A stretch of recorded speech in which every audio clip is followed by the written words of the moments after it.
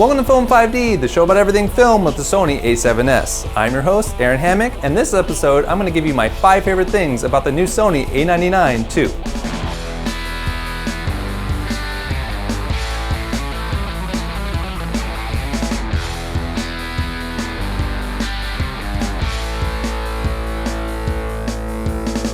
So I was originally going to be talking about YouTube video optimization instead this week, but then last Monday, the new A99 successor was announced, and I figured I should definitely make an episode about it, especially since I have been personally waiting for this camera to be announced for a while now.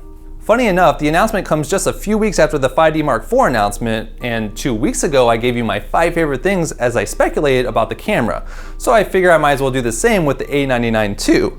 Though this time I will be referencing both since I think these babies were made to compete with each other.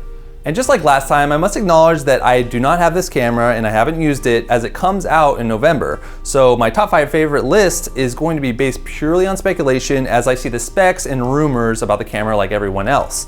I'm just simply giving you my thoughts of where I think this camera will fit and how it compares to a competitor like the 5D Mark IV.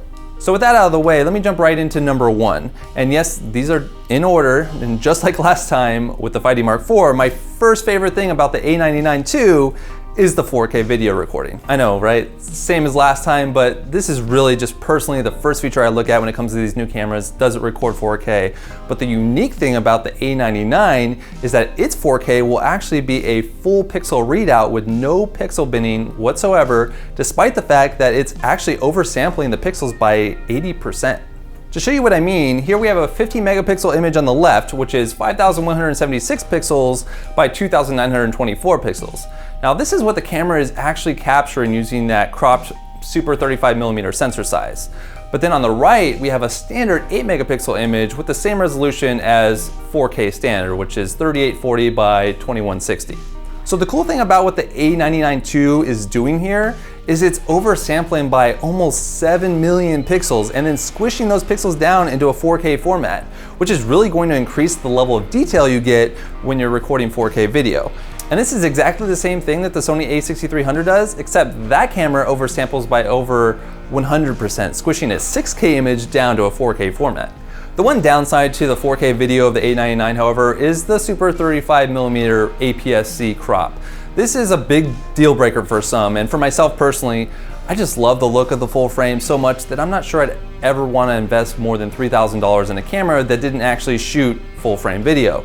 But for others, this might be perfect. I mean, after all, Super 35mm is exactly the format that most movies use today. And on an additional note about the video capabilities, I'm very intrigued by the amount of frame rates that they've included right out of the box. I mean, particularly interested in the ones that are 15 frames per second and below that can be used for either sped up action video shots or perhaps shooting just rapid stills by just recording video and using that for photography. But moving on to number 2 on my list, which is the 42 megapixel full frame sensor. I love how this just slots in perfectly against the A7R II. Of course, now this camera is much better at fast action photography, especially when it comes to, sport photography, but the megapixel count is definitely impressive. Which leads me straight into my number 3, which is the back-illuminated sensor. This is going to greatly improve the light sensitivity of the A99 II, which is key since the megapixel count is so high. I'll be interested to see how this stacks up against my A7S II and then also the A7R II. This back-illuminated sensor technology, which is kind of newish, is something that I think we'll definitely start seeing being implemented across a lot of the new cameras, the DSLRs and the mirrorless cameras of the different brands. I should also mention that this sensor is gapless, just like my Sony A7S, so your pixels are missing 0 opportunities when it comes to gathering light.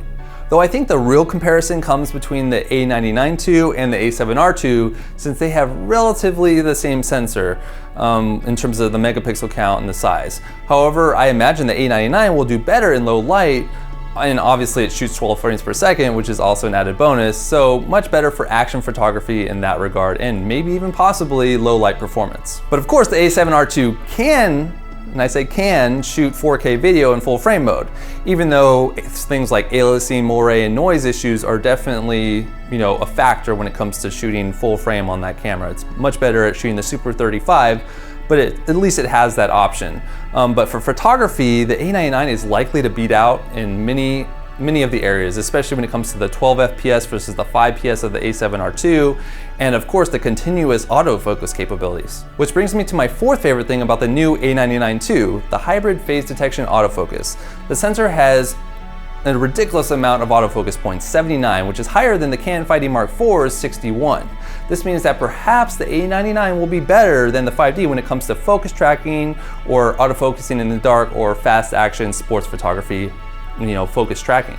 And also, as big of a mirrorless fan as I am, this is definitely an area where mirrorless cameras fall short in most cases.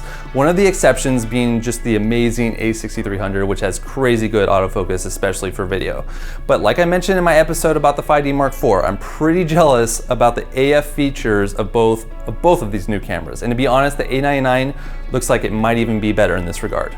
And for my final favorite thing about the A99 II, it's the IBIS, or the in-body image stabilization. This is just really a key feature, not only for video, especially when you consider all the prime lenses that we have to use, which don't include image stabilization, but it's also just really important for photography, especially since the A99 has over 42 megapixels. One of the main reasons people like myself can appreciate a high megapixel count on these cameras is because it allows you to crop in and completely change the composition of your image, which is especially useful when trying to punch into an object or subject far away, thus allowing you to capture things you may otherwise not have been able to capture with your lenses available to you. It's because of this that the IBIS is so important. Even on a tripod, the vibration from a shutter or your finger pressing down the shutter button can cause your blown up image once you crop in to lose sharpness and even become blurry. But that's it for my top 5. Before I go, I want to quickly compare and note some of the differences between my projected top 5 features for both the A99 II and the Canon 5D Mark IV.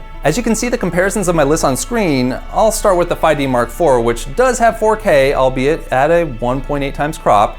It does have that dual pixel RAW, which the A99 doesn't have at all. It has 30.4 megapixels, which is less than the A99, with improved autofocus in the dual pixel CMOS AF, and it has touchscreen, which all Sony DSLRs have yet to include. And then moving on to the A99, it also has 4K at Super 35, but no pixel binning, so I'm going to assume that the A99 wins here.